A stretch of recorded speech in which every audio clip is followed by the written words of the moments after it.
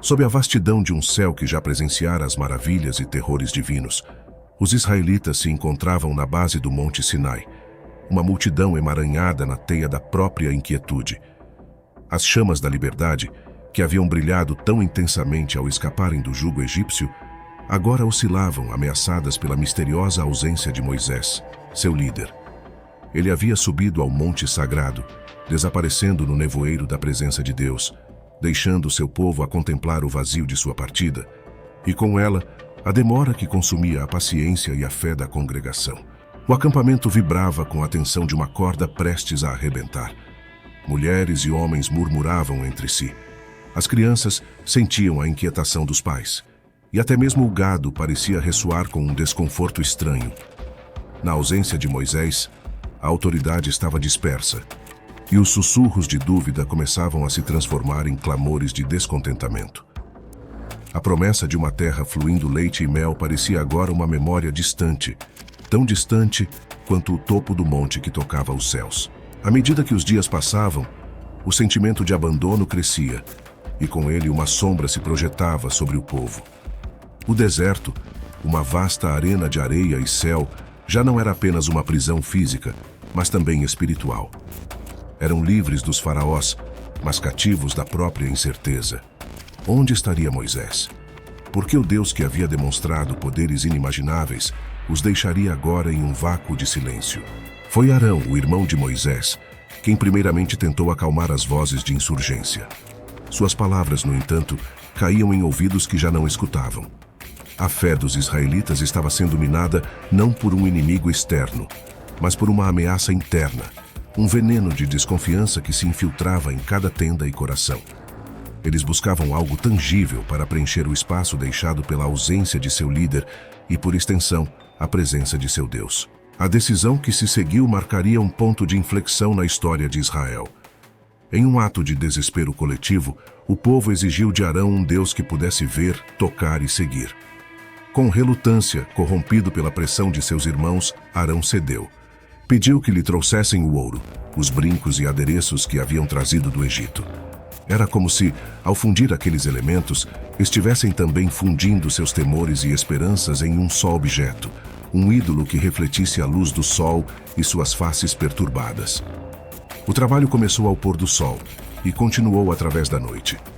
O ouro foi coletado, fundido e moldado, não por mãos divinas, mas humanas, repletas de falhas e tremores.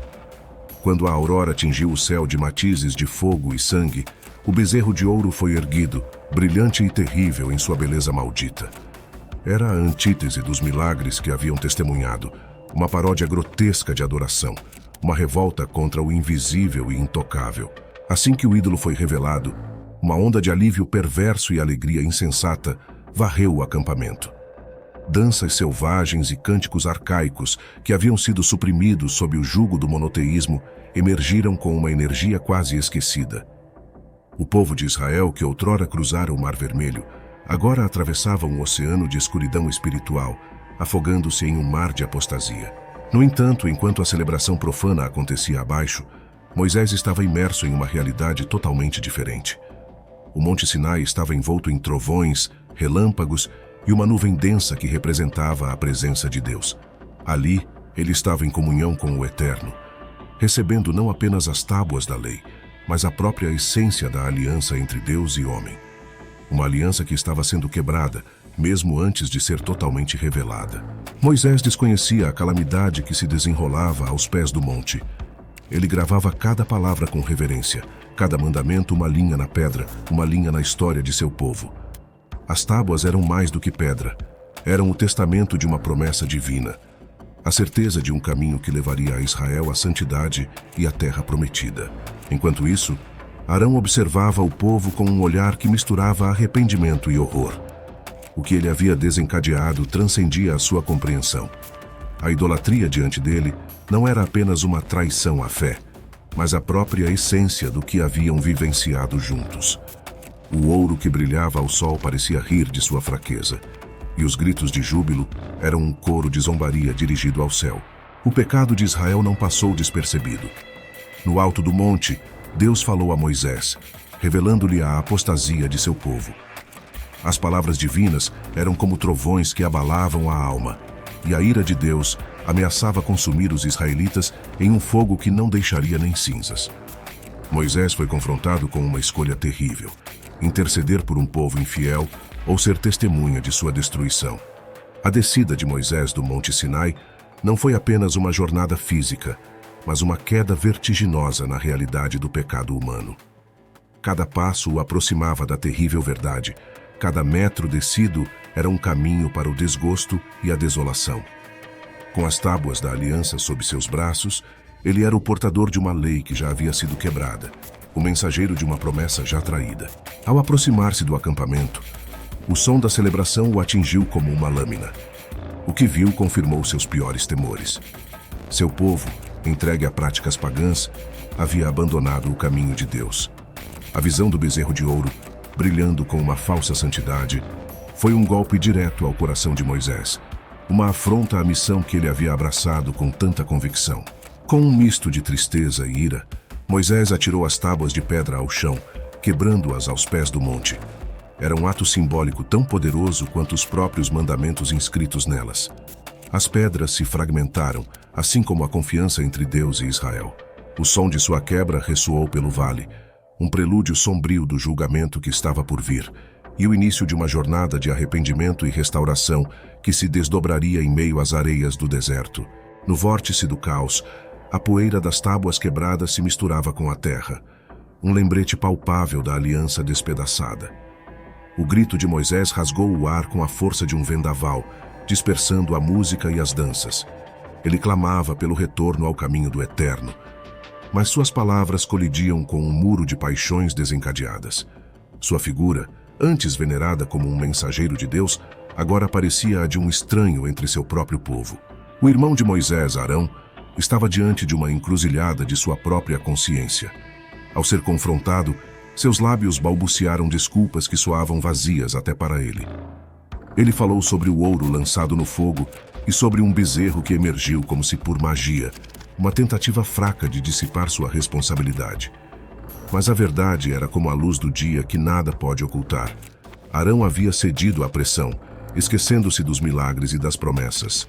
Moisés olhava para o bezerro de ouro com um desdém, que queimava mais forte que o fogo que forjara o ídolo. Ele ordenou que o objeto de adoração fosse destruído, reduzido a pó. O fogo foi aceso novamente, não em celebração, mas em purificação, enquanto a estátua derretia, simbolizando a tentativa de apagar a iniquidade que havia se enraizado.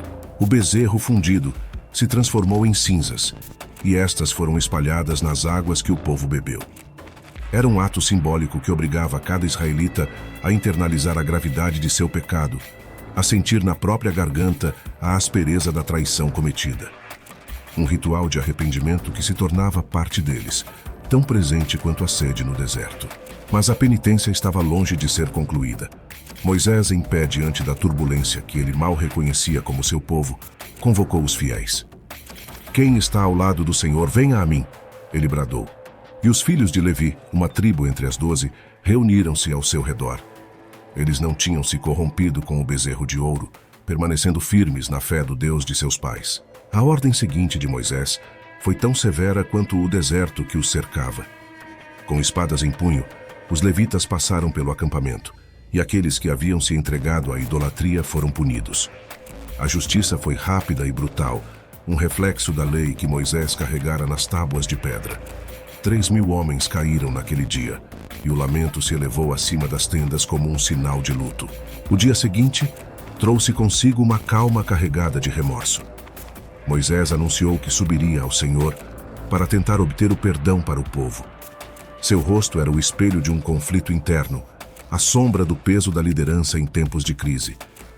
Subindo ao monte uma vez mais, ele carregava em seus ombros não apenas o fardo de seus próprios erros, mas os de toda uma nação. Moisés apresentou-se diante de Deus com a humildade de quem conhece a extensão da própria pequenez. Ele se ofereceu como expiação pelo povo, disposto a ter seu nome riscado do livro da vida em troca do perdão divino. Sua intercessão era um ato de sacrifício supremo, um líder entregando sua eternidade pelo bem de seu povo. A resposta divina foi tão magnânima quanto a ofensa havia sido grave. Deus prometeu enviar um anjo para guiar o povo até a terra prometida. No entanto, advertiu que no dia da punição, a iniquidade de Israel seria lembrada. Era um aceno à justiça, mas também à misericórdia. Um caminho para a redenção ainda seria aberto. A aliança, embora abalada, não estava irremediavelmente perdida. Deus instruiu Moisés a talhar 2 novas tábuas de pedra e subir novamente ao monte. Lá, ele reescreveria os mandamentos, um ato que simbolizaria a renovação do compromisso entre Deus e o povo de Israel. Era uma segunda chance, uma rara oportunidade de recomeçar, mesmo sob o peso do erro. Com as novas tábuas em mãos, Moisés passou 40 dias e 40 noites no monte, sem comer pão nem beber água. Ele estava em profunda comunhão com Deus, recebendo não apenas os 10 mandamentos, mas também instruções detalhadas sobre como viver em obediência e santidade. O período foi um retiro espiritual, uma preparação para a grande tarefa de guiar seu povo. Enquanto Moisés estava ausente, o povo aguardava, mergulhado em uma reflexão coletiva. O arrependimento tomava forma em orações e promessas, em um compromisso renovado de seguir os caminhos do Senhor. A tragédia havia ensinado uma lição dura, mas necessária. O silêncio do deserto era agora pontuado não por festas pagãs, mas pelo som da esperança cautelosa. O dia em que Moisés desceu do monte pela segunda vez foi marcado por uma transformação visível. Seu rosto brilhava com o reflexo da glória divina, um brilho tão intenso que ele precisou cobrir sua face com um véu. O povo de Israel se reuniu, e a luz que emanava de Moisés era um testemunho mudo da presença sagrada que ele havia encontrado. Moisés compartilhou as novas leis e regulamentos, ensinando-os com paciência e determinação. Cada mandamento era uma linha no coração dos ouvintes, uma instrução para a construção de uma sociedade justa e piedosa. E enquanto falava, a autoridade que ele emanava era reforçada pela evidência de sua experiência direta com o divino. O povo de Israel se viu diante de um novo despertar, um reacender das chamas da fé e da devoção. As novas tábuas, entalhadas pelas mãos de Moisés sob a orientação divina, não eram meramente pedra. Elas representavam a fundação de uma nova ordem, o renascimento de um compromisso que fora quase aniquilado pela fraqueza humana. A cada palavra que Moisés pronunciava, uma cura silenciosa tecia-se sobre as feridas do povo. A revelação de Moisés trouxe mais do que mandamentos. Era uma cartografia do espírito, uma direção clara para a alma errante. Ele falou de um tabernáculo, uma morada terrena para o divino, onde Deus poderia habitar entre eles. A descrição era de uma beleza transcendental, um espaço sagrado que se ergueria no deserto, feito pelas mãos daqueles que haviam se perdido, mas agora buscavam o caminho de volta. O tabernáculo, conforme detalhado por Moisés, não seria apenas um centro de adoração, seria o coração pulsante da comunidade, um lembrete constante da presença de Deus em meio a eles. Os materiais para a sua construção seriam ofertas vindas de corações generosos, e cada doação era um ato de arrependimento e de esperança, uma pedra na fundação da nova aliança. Com as instruções divinas em mãos, o povo começou a trabalhar. Artífices habilidosos entre eles, dotados pelo Espírito de Deus com sabedoria e entendimento, lideraram a obra. O ouro que antes fora usado para forjar um ídolo, agora era purificado e reconsagrado, moldado em utensílios sagrados. O tecido para as cortinas era tecido com arte, e as madeiras eram talhadas com precisão e respeito. Enquanto o tabernáculo tomava forma, um sentimento de propósito compartilhado unia o povo. Eram homens e mulheres de todas as idades, cada um contribuindo com sua parte, todos movidos pelo desejo de restaurar sua relação com o Criador. O trabalho não era apenas físico, era também espiritual, um ato coletivo de adoração e de redenção. Moisés supervisionava tudo, guiando o povo com uma mistura de firmeza e compaixão. Ele havia aprendido, através do peso de suas próprias falhas e triunfos, que a liderança verdadeira emergia da capacidade de servir e de se sacrificar. O véu sobre seu rosto não escondia apenas o brilho divino. Escondia também as marcas da solidão que um líder suporta quando caminha à frente de seu povo. O dia da consagração do tabernáculo foi um marco na jornada dos israelitas. O santuário foi erguido, e a glória de Deus desceu como uma nuvem, enchendo o espaço sagrado. Era um sinal visível da aprovação divina, um selo celestial sobre os esforços e as aspirações de um povo que tinha enfrentado o abismo do desespero e agora se via diante da alvorada de uma nova esperança. A presença de Deus entre o povo alterou o ritmo da vida no acampamento. A nuvem do Senhor pairava sobre o tabernáculo de dia, e à noite aparecia como fogo. Era uma bússola celestial, orientando-os quando permanecer e quando avançar. Os israelitas agora se moviam ao comando do Eterno, cada passo um reflexo de sua submissão e fé. Moisés, ainda que aliviado pela reconciliação de seu povo com Deus, sabia que a jornada estava longe do fim. Ele entendia que cada dia trazia consigo a possibilidade do erro, mas também a promessa da misericórdia. A lei que ele transmitira era uma disciplina de amor, destinada a manter os israelitas ancorados na verdade, mesmo quando as tempestades do deserto rugissem ao redor. A história do bezerro de ouro e da renovação no Sinai tornou-se parte integrante do tapeçário da tradição de Israel. Gerações futuras olhariam para trás, para aquelas tábuas de pedra, e se lembrariam não apenas do que havia sido perdido, mas do que fora redimido. A lição era clara: a fragilidade humana poderia levar à queda, mas a misericórdia divina era a chave para a restauração. O Êxodo capítulo 32, com suas sombras e luzes, oferece uma narrativa densa de transgressão e perdão. Neste relato, o divino e o humano entrelaçam-se, revelando a complexidade da fé e a tenacidade da graça. Para o espectador moderno, permanece como um convite à introspecção, um desafio a encontrar nos próprios erros a semente da transformação. A jornada dos israelitas é uma metáfora para a jornada de toda a humanidade.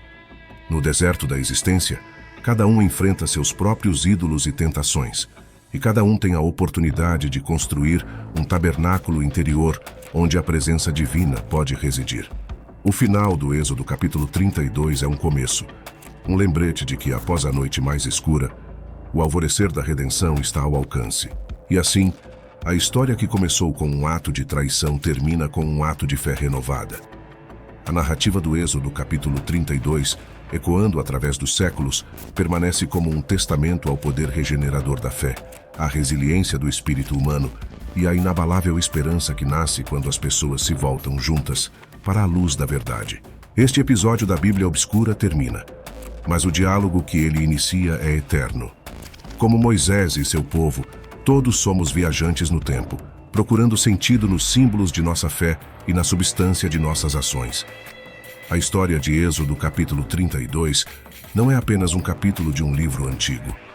É uma página viva na contínua saga da humanidade em busca de identidade e redenção.